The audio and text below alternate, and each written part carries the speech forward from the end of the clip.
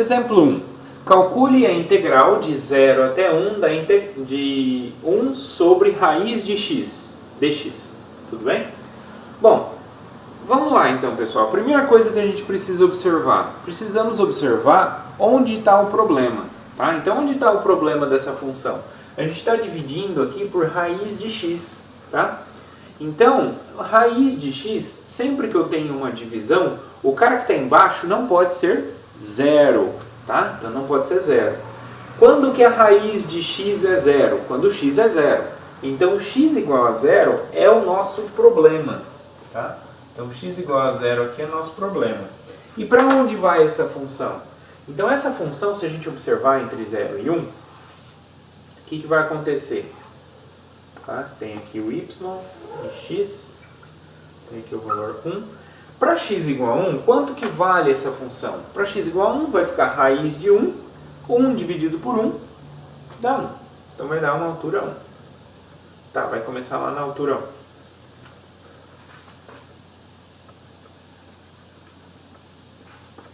1. Ok. E agora para x, se o x vai diminuindo até 0, o que vai acontecer? O x vai ficando cada vez menor.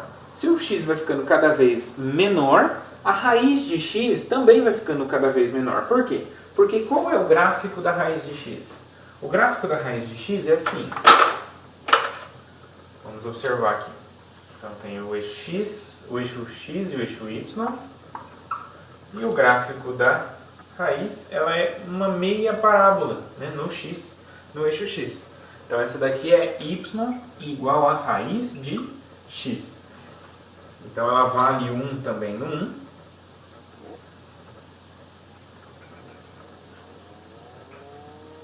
Tá? Ficou meio desproporcional, mas ela vale 1 no 1. Então, à medida que o x vai diminuindo, o valor da raiz também vai diminuindo. Ok?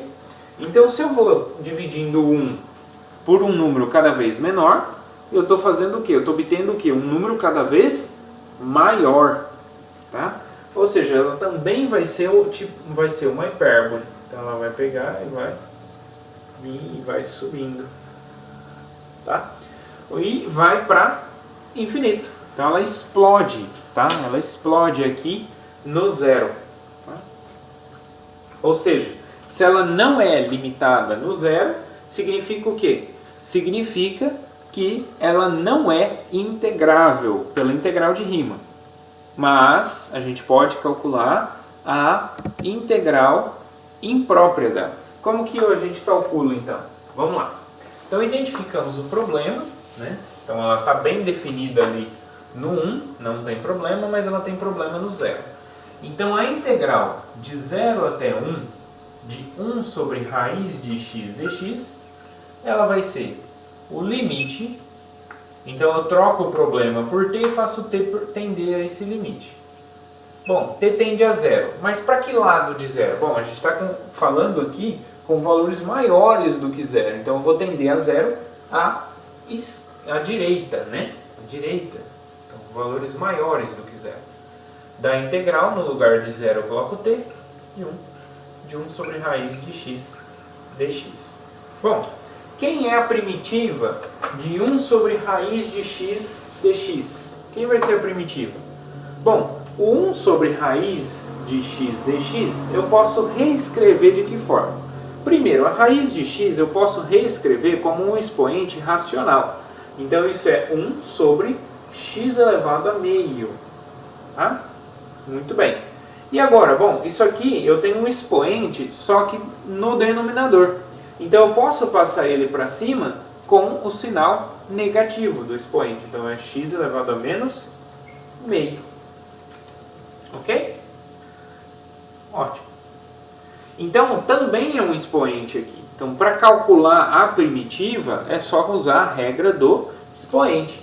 Então, isso aqui vai ser o limite para t tendendo a 0 pela direita, da integral de t até 1, de... Opa, antes, a gente já vamos calcular a primitiva. Tá? Quem é a primitiva, então? Eu vou somar 1 no expoente. Então, 1 menos meio. 1 menos meio vai dar meio.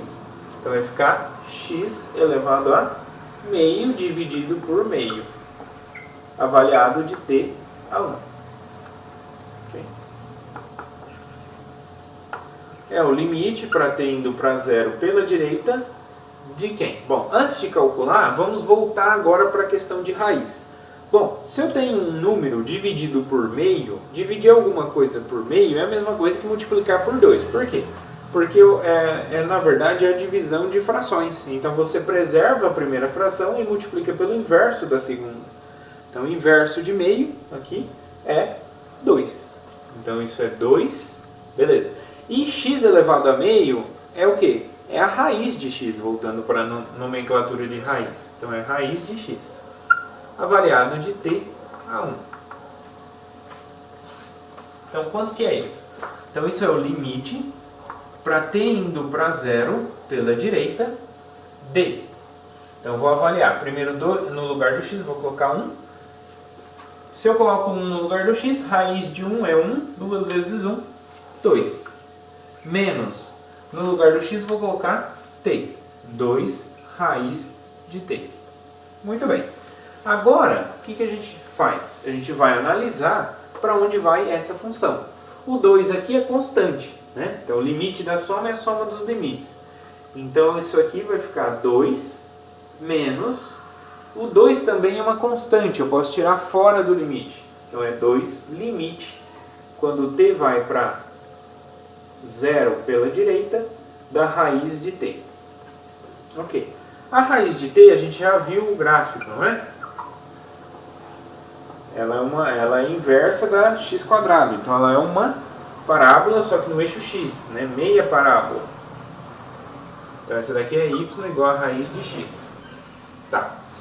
Então, o que acontece? Se o elemento que está dentro da raiz vai para zero, o que acontece com a raiz? Então, se o elemento que está dentro da raiz vai para zero, o que acontece com a raiz? Ela vai para zero também. Então, esse limite aqui é zero. Então, isso aqui é 2 menos 2 é zero. Então, ou seja, é 2 apenas. Beleza? Então, se eu medir aquela área, né, do gráfico que eu desenhei aqui, e já apaguei, aquela área é 2, tá bom? Então, nesse caso, a integral ela é convergente, tá? Então, é uma integral convergente, tá? Vocês vão ver mais coisas sobre convergência ou divergência quando vocês estiverem trabalhando com série de potências, né, para o pessoal da engenharia civil, tá? O pessoal da engenharia ambiental ou da oceanografia não vai chegar a ver parte de séries de potências, mas o pessoal da engenharia civil vai ver séries de potências lá em cálculo 4 e lá também vocês vão ter testes, né, para saber se uma série converge ou diverge. Então vai ter algo parecido como aqui, tá? Então só para ficar esse link lá que depois vocês vão poder lembrar do que foi feito aqui em cálculo 2.